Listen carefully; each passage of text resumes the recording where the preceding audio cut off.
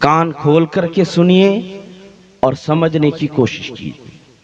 مسئلہ یہ ہے، اگر حلال جانور کو، دھیان سے سنیے گا، حلال جانور کو سنی صحیح العقیدہ انسان ذبح کرے، بات سمجھ میں آ رہی ہے؟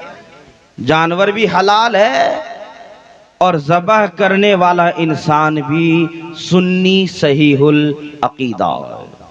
مثلا گائے ہے، بیل ہے، اونٹ ہے، یہ حلال جانور، بکری میں حلال جانور حلال کمائی سے خرید کر کے لایا، ذبح کیا، کسی سنی صحیح العقیدہ مسلمان نے بسم اللہ اللہ اکبر پڑھ کر کیا۔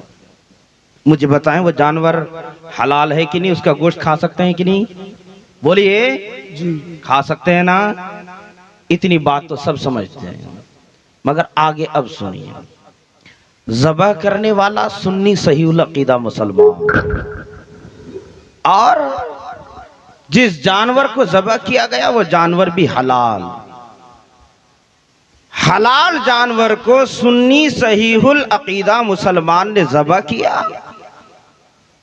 اس کے بعد اس کی کھال اتاری، بوٹیاں کی، 2 منٹ کے لیے یا 1 منٹ کے لیے یا اس سے زیادہ ٹائم کے لیے وہ گوشت مسلمان کی نگاہ سے غائب ہو کر کے کافر کے قبضے میں چلا گیا۔ مسئلہ سمجھ میں آ رہا ہے نا؟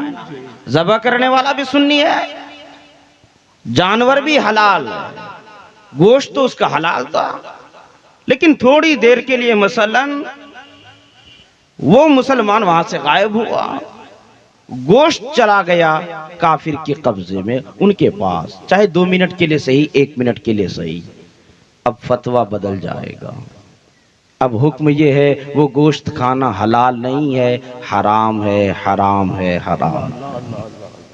بات ہماری سمجھ میں آ رہی ہے؟ ذبح تو سنی نے ہی کیا تھا، جانور بھی حلال تھا، ضروری یہ ہے کہ ذبح بھی سنی کرے، جانور بھی حلال ہو، ذبح ہونے کے وقت سے لے کر کے آپ کی پلیٹ تک وہ گوشت مسلمان کی نگاہ سے غائب نہیں ہونا چاہیے۔ اگر 1-2 منٹ کے لیے بھی وہ گوشت مسلمان کی نگاہ سے غائب ہو کر کے کافر کے قبضے میں چلا گیا تو فرمایا اس گوشت کا کھانا حلال نہیں ہے، حرام ہے، حرام ہے، حرام۔ بات سمجھ میں آ رہی ہے؟ اب اتنی بات جب سمجھ گئے تو ایک چیز پوچھنا چاہتا ہوں، آپ کے قرب و جوار میں بھی مارکیٹ ہے، سمجھ رہے ہیں؟ ان مارکیٹوں میں ریسٹورنٹ ہیں، لولی پاپ بنتے ہیں، بڑے شوق سے کھاتے ہیں۔ بات سمجھ میں آ رہی ہے نا؟ بس زیادہ دور نہیں، یہیں چلے جائیے، قریب ہے میں، وہ جو چوراہا ہے نا کارنر، وہی قریب میں ہی بنا ہوگا،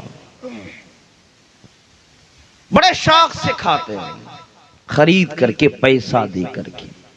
کبھی پوچھنے کی کوشش کی علماء سے، مفتیان کرام سے، کہ ان کے یہاں سے جا کر کے جو میں لولی پاپ خریدتا ہوں، گوشت خریدتا ہوں، میرے لیے حلال ہے یا حرام ہے؟ پیسہ دے کر کے حرام اپنے پیٹ میں بھر کر کے آ جاتے ہو، اور اگر ایسی غذا تمہارے پیٹ میں جائے نا تو سن میرے مصطفیٰ نے کیا کہا، فرمایا من نبت لحمہ من السحت فالنار اولی بہ، حرام غذا سے جس انسان کا گوشت تیار ہوتا ہے، اس گوشت کے حقدار جنت کی بہار نہیں بلکہ جہنم کے دہکتے ہوئے انگارے۔ ان ہوٹلوں سے، جن ہوٹلوں میں نان مسلم رہتے ہیں، غیر مسلم رہتے ہیں، ایسے کہ ہوٹل سے گوشت کبھی بھی خرید کر کے نہ کھائیں، گوشت نہ کھائیں۔ ہاں سبزی کھا سکتے ہیں، اس کی اجازت ہے، پنیر کھا سکتے ہیں، اجازت ہے۔ بات سمجھ میں آ رہی ہے؟ مچھلی کھا سکتے ہیں خرید کر کے، شرعاً اجازت ہے، لیکن گوشت کھانے کی اجازت نہیں ہے۔ یہ نہ کوئی کہے کہ ہم لوگ نفرتیں پھیلاتے، نفرت نہیں، ہم کسی دکان پر پابندی نہیں لگاتے، ہم شریعت کی نگاہ میں کہتے ہیں یہ چیز حلال نہیں ہے، باقی چیزیں حلال ہیں، یہ نہیں کھا سکتے ہو مگر وہ چیزیں کھا سکتے ہو۔ یہ پابندی نہیں ہے، یہ شریعت کی صحیح صورت لوگوں کے سامنے پیش کرنا ہے۔ اس لیے یہ جو ریسٹورنٹ وغیرہ بنے ہیں نا، میں آپ سے کہنا چاہتا ہوں خدا را اگر جانے کی طبیعت ہونا، وہاں جا کر کے کھانے کی طبیعت ہو تو سبزی وغیرہ کھانا، مچھلی کھا لینا، گوشت کبھی نہ کھانا۔ اگر کھاؤ گے تو پیسہ بھی دے کر کے کھاؤ گے تب بھی حرام کھاؤ گے، وہ گوشت تیرے لیے حلال نہیں۔ اسی طرح سے دیہات میں تو اتنا نہیں ہوتا ہے، لیکن جو بڑے قصبے میں، شہروں میں رہتے ہیں، وہ نیٹ کے ذریعے سے کھانا منگاتے ہیں۔ ایمیزون ہے اور بھی بہت سارے ایپس ہیں، ان کے ذریعے کھانا منگاتے ہیں لوگ، بس بک کر دیا کھانا آ گیا۔ بلکہ کئی بار میں نے بھی منگایا ہے، میں اپنی بات کر رہا ہوں، میں نے بھی منگایا ہے، تو سستا بھی پڑتا ہے اتفاق سے۔ اگر ہوٹل جائیے گا تو تھوڑا سا مہنگا ملے گا، اور ویسے اگر منگا لیجئے گا ایمیزون وغیرہ سے تو بڑا سستا پڑ جاتا ہے، وہ کھانا بھی اچھا رہتا ہے۔ تو اب بہت سارے لوگ جو شہروں میں، قصبوں میں رہتے ہیں، اب دھیرے دھیرے وہ چیزیں ہمارے درمیان بھی آ جاتی ہیں، تو انٹرنیٹ کے ذریعے سے کھانا بک کیا، کھانا آ گیا، منگا سکتے ہیں، کوئی حرج نہیں۔ مگر کھانا کیسا منگائیں گے؟ سبزی منگائیے، مچھلی منگائیے، گوشت منگانے کی اجازت نہیں ہے، کیونکہ وہ گوشت جب دکان میں پیک ہوگا، وہاں سے آپ کے گھر تک ڈیلیور کرنے والا کون انسان ہے آپ کو پتا نہیں، وہ نان مسلم بھی ہو سکتا ہے، پکانے والا کوئی بھی ہو سکتا ہے۔ اس لیے خدا را کبھی بھی اگر انٹرنیٹ کے ذریعے سے یہ چیزیں منگانی ہو تو گوشت وغیرہ منگانے کی کوشش نہ کرنا۔ جو چیزیں میں نے بتائی، سبزی یا مچھلی، اس طرح کی اجازت ہے۔